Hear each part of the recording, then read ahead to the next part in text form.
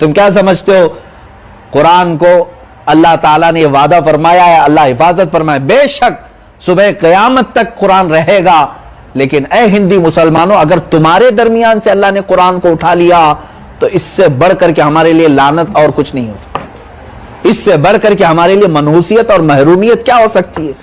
ہاں وہ حفاظت کرے گا کسی اور قوم کے درمیان رکھ کر کے، کسی اور ملک میں رکھ کر کے قرآن کی حفاظت کرے گا، لیکن اے ہندی مسلمانوں اگر تمہارے درمیان سے اللہ نے قرآن کو اٹھا لیا تو یہ اس کے عذاب کا سب سے بڑا نشانہ ہوگا، اس کے عذاب کی سب سے بڑی علامت ہوگی۔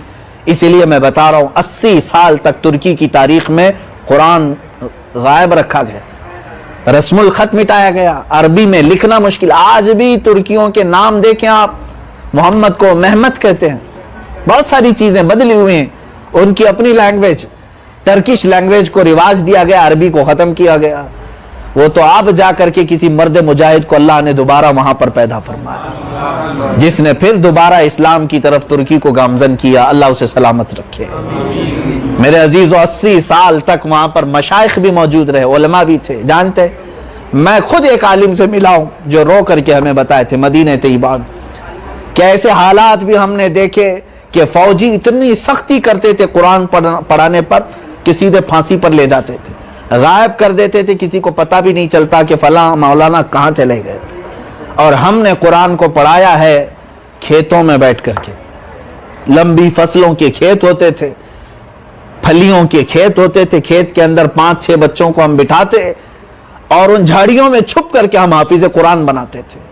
ایک عالم ایسے بھی ملے جنہوں نے یہ بتایا کہ چائے کی ہوٹل میں ہم کام کرتے تھے، عالم ہیں، حافظ ہیں، چائے کے ہوٹل میں کام کرتے تھے صرف اس لیے کہ مدرسے میں پڑھانے پر پابندی تھی، چائے کے کٹے پر سٹال پر 4-5 نوجوانوں کو بٹھاتے تھے اور چائے بناتے بناتے ہم ان کو حفظ قرآن کراتے تھے۔ ہمارے لیے یہ تک حالات آ گئے تھے، ہم نے چائے بناتے ہوئے لوگوں کو قرآن پڑھایا، کھیت میں چھپا کر کے بچوں کو قرآن پڑھایا۔ اے مسلمانوں آپ کیا سمجھتے ہیں آج اللہ تعالیٰ نے جو تمہارے پاس آزادی رکھی ہے، تم آج قرآن اٹھا سکتے ہو، پڑھ سکتے ہو، چوم سکتے ہو، چھو سکتے ہو، مسجدوں میں رکھے ہو، محرابوں میں رکھے ہو، آج تمہارے پاس کھل کر کے یہ نعمت موجود ہے، لیکن دل پر ہاتھ رکھ کر کے بتاؤ اے مسلمانوں تمہارا کتنی مرتبہ قرآن کی طرف ہاتھ گیا اور کتنی مرتبہ تمہارا موبائل کی طرف ہاتھ گیا؟ یہ انصاف کر کے بتاؤ۔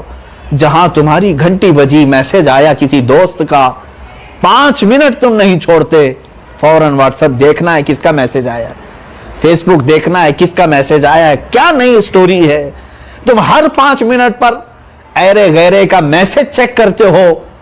برسوں ہو گئے اللہ نے جو تمہیں میسج دیا ایک بار بھی چیک نہیں کرتے قرآن میں۔ قرآن کیا ہے؟ بندوں کے لیے اللہ کا میسج ہے، اللہ کی طرف سے آیا ہوا پیغام ہے۔ کیا قرآن پڑھ کر کے آپ نے نہیں دیکھا؟ ہر بار رب تعالیٰ نے پکار کر کے کہا یا ایھا الذین آمنو، یا ایھا الذین آمنو، اے ایمان والو، اے ایمان والو۔ وہ رب ذوالجلال کس کو پکار رہا ہے؟ تمہیں پکار رہا ہے، ایمان والوں کو پکار رہا ہے، باز آ جاؤ۔ اسی لیے شاعر نے بہت اچھے انداز میں کہا تھا وہ زمانے میں معزز تھے مسلمان ہو کر، آج ہم خوار ہوئے ہیں تاریک قرآن ہو کر۔ درس قرآن اگر ہم نے نہ بھلایا ہوتا یہ زمانے نے زمانہ نہ دکھایا ہوتا۔ آج جو زمانہ ہمیں دکھا رہا ہے قرآن کو پسے پشت ڈالنے کی وجہ سے، قرآن کے ساتھ ہمارا لگاؤ کتنا رہ گیا۔ میں اب تیکھے جملے اگر کہہ رہا ہوں تو معاف کریں مجھے، سارے خانقاہوں والوں کو یا پھر جو طریقت کی بات کرتے ہیں ان سب سے بھی میں گزارش کروں گا، اللہ کا کلام تمہارے پاس ہے، قرآن مقدس۔ مجھے بتاؤ دنیا میں اس سے بڑھ کر کے کوئی کتاب اتری، اس سے بڑھ کر کے کوئی کتاب آئی؟ تمہارا عقیدہ کیا ہے؟ اے گروہ علماء، گروہ مرشدین، جتنے علماء، صوفیہ، پیرانہ نظام ہے، بتاؤ مجھے کہ قرآن سے بڑھ کر کے کوئی کتاب آئی؟ آپ نے اپنی محفلوں میں قوالی کو تو بہت رواج دیا، قرآن کی قرات کو کیوں نہیں رواج دیا؟ مجھے افسوس ہوتا ہے اس بات کا، ہم نے واقعات میں پڑھا ہے اونٹوں پر بیٹھ کر کے جو تجارت کے لیے جایا کرتے تھے مکہ کے تاجر، مکہ سے نکل کر بغداد پہنچنے تک اونٹ پر ایک قاری قرآن تلاوت کرتا جاتا تھا، سفر میں ایک لمحہ بھی وہ خاموش نہیں رہتا تھا، ان کو ہدی خان کہا جاتا ہے۔ قرآن پر اچھا آپ کو یہ بھی معلوم ہے قرات کا کورس کیا ہوگا کوئی قاری تو اسے یہ بھی معلوم ہوگا ایک رکبی لہجہ ہے، قرآن پڑھنے کا ایک لہجہ ہے، رکبی لہجے میں پڑھا جاتا ہے اور مصر میں اس کو پڑھا جاتا ہے۔ وہ لہجہ کیا ہے؟ وہ قاری قرآن جو اونٹ پر بیٹھ کر کے تلاوت کرتے تھے ان کا لہجہ آج بھی پڑھایا جاتا ہے۔ کیوں پڑھتے جاتے تھے؟ سفر میں ایک سفر ایسا بھی میں بتاؤں، قاری قرآن پڑھتا ہوا بغداد کی سرحدوں میں داخل ہو رہا تھا۔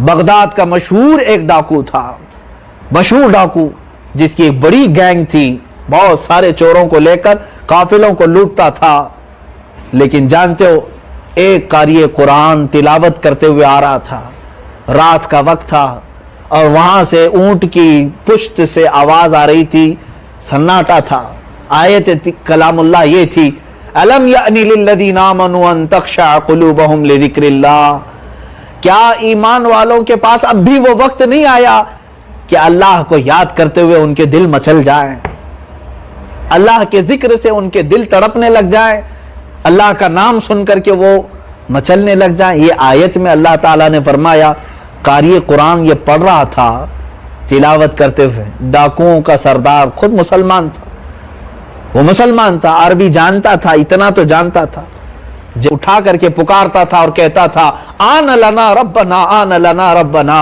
اے میرے رب اب وہ وقت آ گیا ہے، اب وہ وقت آ گیا ہے، میں نے تیرا کلام سنا ہے، اب دل بے چین ہو رہا ہے، دل مچل رہا ہے۔ جانتے ہو اس وقت اس نے توبہ کیا، اور یہ کوئی عام آدمی نہیں، وہ فضیل بن عیاض تھے جن کا نام سرکار غوث پاک بھی ادب سے لیا کرتے تھے۔ فضیل بن عیاض رضی اللہ تعالیٰ یہ اس قدر مشہور اور معروف بزرگ ہیں کہ جن کے متعلق حبیب اعجمی رحمۃ اللہ تعالیٰ علیہ نے اور کئی مشائخ نے کہا ہے کہ اگر دعا قبول نہ ہوتی ہو تو فضیل بن عیاض کا نام لو، اللہ جلدی دعا قبول کرتا ہے۔ میرے عزیزو یہ بات میں نے کیوں عرض کی؟ بڑے بڑے لوگ قرآن کی تلاوت سن کر کے اپنے ہتھیار چھوڑ کر ایسے منزلیں طے کر گئے کہ وہ ولایت کے اعلیٰ مقام پر پہنچ گئے، اور ہم کیا کر رہے ہیں آج؟ ہم کیا کر رہے ہیں؟ ہماری محفلوں میں قرآن کہاں ہے؟ پتہ نہیں کیسے کیسے گویوں کو لے کر کے ہم اپنی محفل سجا رہے ہیں۔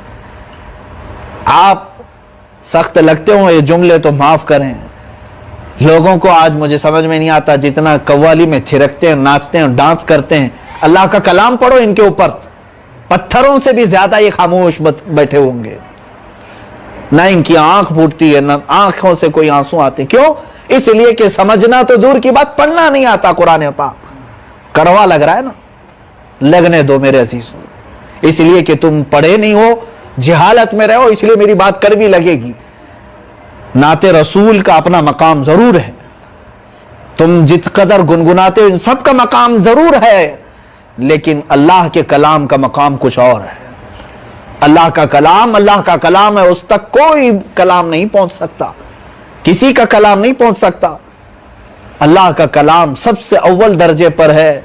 ہم نے خود اس کو پیچھے ڈال کر کے، ہم نے خود اس کو بڑی اونچی طاقوں پر رکھ کر کے، آج ایک گستاخ اور ملعون نے اس کے متعلق عرضی داخل کی تو بے چین ہو گئے۔ بے چینی حق ہے تمہاری، اے مسلمانوں، تمہاری اضطراری کیفیت حق ہے، لیکن اس کا علاج یہ ہے کہ میں تمہیں دعوت دوں گا کہ لوٹ آؤ قرآن کی طرف، لوٹ آؤ پھر قرآن کی طرف۔ ایک بات یاد رکھ لینا، دو چیزیں ہمارا پورا اسلام ہے، دو چیزیں ہمارا پورا اسلام ہے، ایک ذات رسول اور دوسرا ذات قرآن۔ یہ چھوڑ، یہ دو چیزیں اگر ہٹ گئی تو پھر اسلام ہی نہیں ہے، اسلام ہی نہیں، کھوکھلا ہے۔ رسول پاک صلی اللہ تعالی علیہ وسلم کی ذات نہیں ہے اور پھر قرآن نہیں ہے تو پھر اسلام کوئی چیز کا نام ہی نہیں۔